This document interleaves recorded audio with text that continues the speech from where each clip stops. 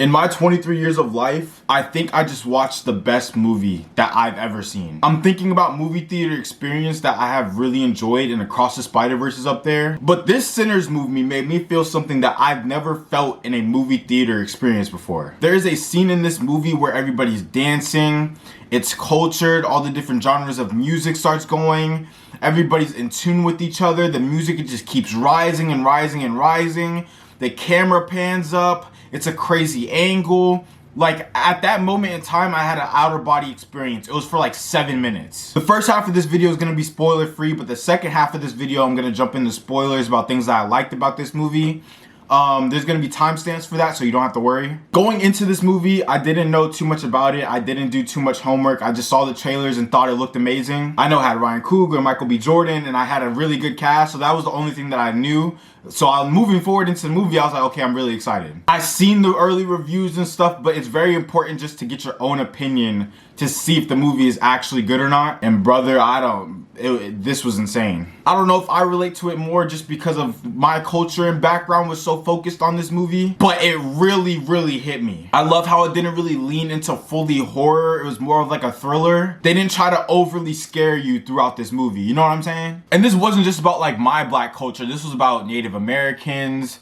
I think Grace and them were Asians and stuff. Like, this was very cultural. It was about Irish people, Ireland, like different type of dances and genre of music. That's why this movie was just so good to me. And first off, the cast was just insane. Michael B. Jordan and Haley, these were easily their best acting career moments, I think, ever. Lee, Omar, Wumi, Jamie, I think Delroy Lindo is gonna get Best Supporting Actor 1000%. And how the hell was that Miles Caton's first acting role? He was in an interview talking about how the artist her like was encouraging him to audition for this movie, and he was saying how he had been on tour with her and stuff, but he only knew how to sing, he didn't know how to play the guitar. So he had to learn to play the guitar while he was auditioning and got the role and stuff, and he still pulled that off. He was phenomenal in this movie. And I just love it because now this could just like open up an acting career for him. You know what I'm saying? Like, that's what this is all about.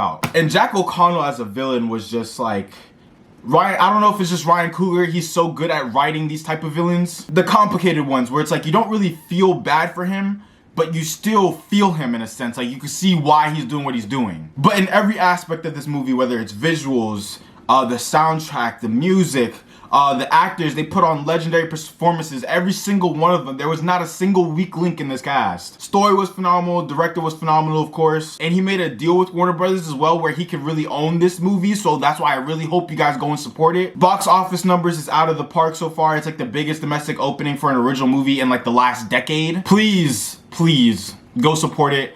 Get the investment to watch it in a 70mm theater if you have to, if you can. If not, regular IMAX is just fine, I promise you, but this movie was phenomenal. Now on to the spoilers. There was a lot of stuff throughout this movie that I really, really want to talk about, so I'm gonna kind of scatter all over the place. I really hope Sinners doesn't make a second movie. It would be so good as a one-shot movie, but the only way to make a second movie would be to have a prequel, because there's a lot of options you could do for that, and that would really work. And I also want to know, like, what did the Native Americans do to Remick to make him run for his life? Because that's what happened. He fell out the sky, he was running on the ground, and he knocked on the white people's door. Like, those Native Americans knocked on the door and they were like, bro, he is not what he seems, he could do certain things, we're here to help. And once they found out they didn't want any help, they just went on their way. I want to know, what did they do to him to make him not be able to turn them into vampires, bite them, etc. I know they're probably like really good at that type of stuff. Like, I don't know their lore and background. If there was a way to have a sequel about their background and what they encountered with him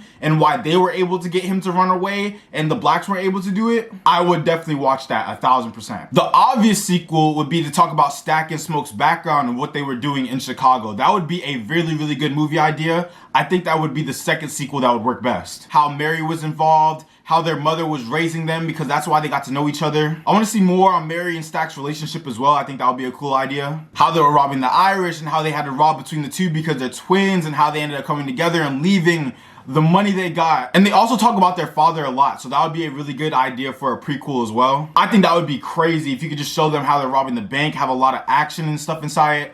Ryan Coogler is really good with the action movies as well, obviously with what he's done with Marvel, etc., Creed. So I think that would be very, very well. Even if it was a prequel about Remick and how he even got to being a vampire in the first place and what he went through with his cultural impact and why he wanted Preacher Boy so much with his music and stuff, there's still a lot to unpack and to explain. That's why I think these options would really, really work. This movie takes place at such a good point in time where it's like, there's already history between these characters. Even when Remick comes in and stuff and he starts being a vampire to everybody, there's no history there, but he has history within himself, and it still gets you eager to want to know like what even happened to him. But everybody knows each other, like Smokestack, Annie, Mary, they all have relationships with each other. Preacher Boy's the cousin.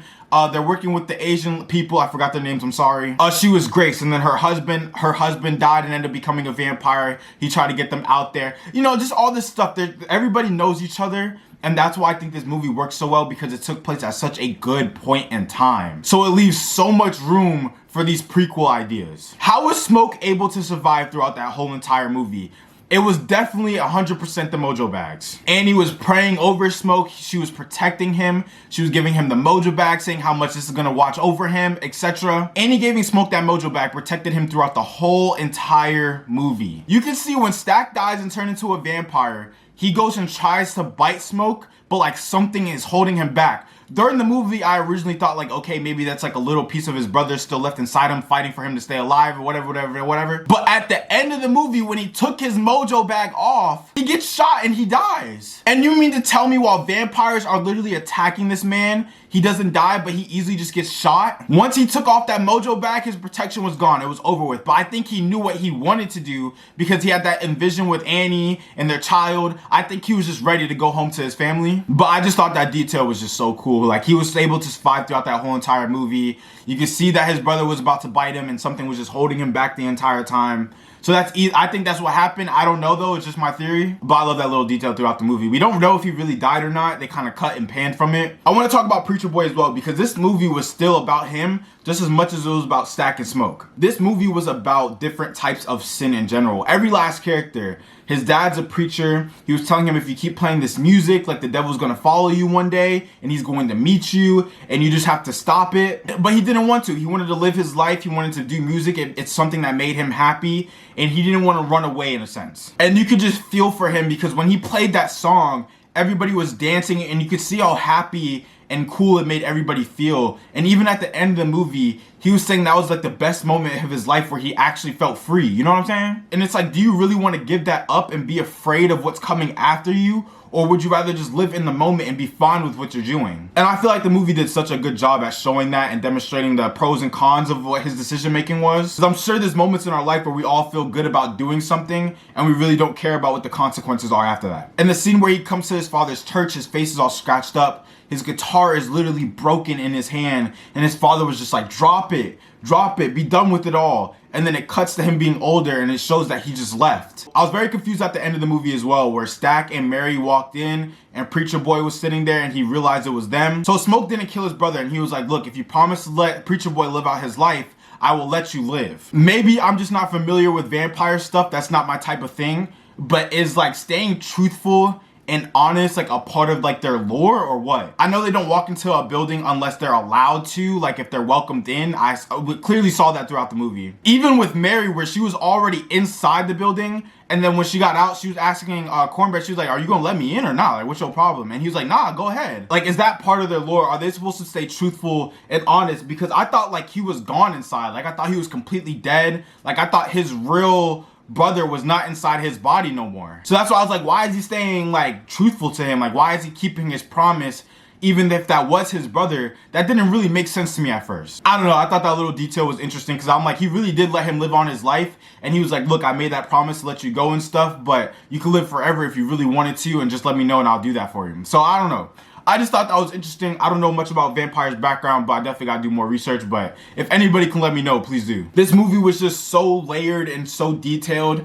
I'm gonna do another video when I watch it for a second and third time in Orlando, and I'm also gonna go to a 70mm theater, hopefully. So I'll definitely have more questions and come back with more topics, but I love this movie. I don't see any flaws with it at all. It was just so good, brother. It's hard to explain. But for more videos like this, and if you're new to my content, leave a like, follow, and stick around. I'm gonna be doing more breakdowns and stuff like this on trailers, movies, etc. This is gonna be the page where I can post longer form content. Also follow my TikTok and Instagram as well. There's a lot of short form stuff on there as well. But if you're new to my content, please follow and stick around.